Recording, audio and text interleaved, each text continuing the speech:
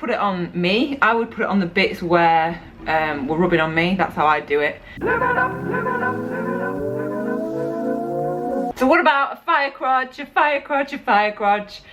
I had a couple of questions about having a fire crotch when cycling. If you don't know what it is, you start cycling and you just get like this fucking burning pain between your legs, and it feels like you're gonna explode, and it feels like it's actual fire like between your legs, and not in a good way.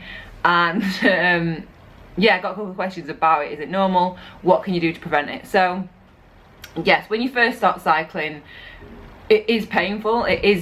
It can be really, really painful, and you are going to get like redness down there because your body's not used to being sat on the saddle for half an hour, 2, 3, 4, up to 8 hours a day on a saddle. Like all your weight is on that.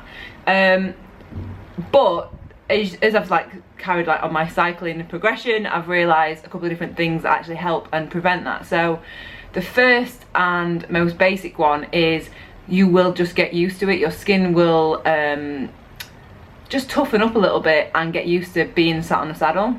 The second one is making sure you have a chamois in your cycling kit. So a chamois is basically, I never checked that this was in focus. Am I in focus?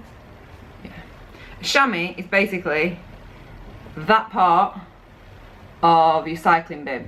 So you want to make sure that you've got a decent chamois in your cycling shorts. Don't go for the cheapest of the cheap ones. You want one that's quite a decent like thickness and one that feels comfortable to you. So yeah. Third thing, you can get chamois cream. So if your skin is rubbing, if you're getting sweaty and you're chafing a little bit, then chamois cream is really good for that. So apparently you can put that onto your pad first. I've never used it, if I'm honest. Yeah, just never had to use it, but I would put it on me. I would put it on the bits where were rubbing on me. That's how I do it. Oh, another really important thing is getting up out of your saddle.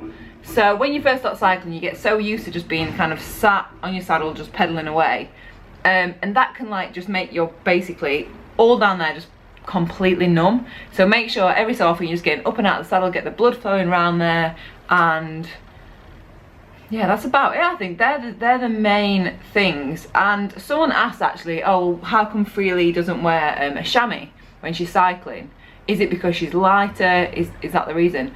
I think the thing is that I'm obviously much heavier than Freely, and I'm okay to cycle in just leggings now, every now and again, because my skin has got used to it. I think after a couple of years of cycling, your skin just gets used to being on a saddle, so it's more comfortable without that. And I think weight is a big thing. If you've put a lot of weight on and all your weight is going onto like pressure points of your saddle, it is gonna hurt a little bit. Another really important thing, another tip to actually do is get a bike fit.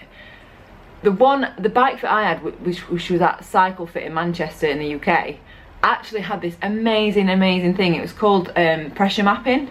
And basically what they do, so they set you up on a bike and they put this like weird like seat cover onto the seat.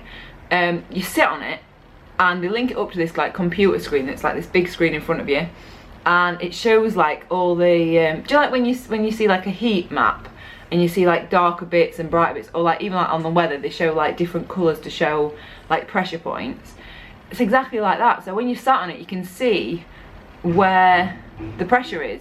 And he asked me before I had this fit, and it's like, oh, do you have any problems? I was like, no, not really. And then when he showed me on the map, like there was all this pressure in this one point, he's like, do you feel that there? And I was like, oh yeah, and I did, but I just kind of just got used to it. And then when he changed the positioning of my bike, he actually slammed my seat much further forward, and it helped so much. And I didn't even realise that was something that was a factor in that.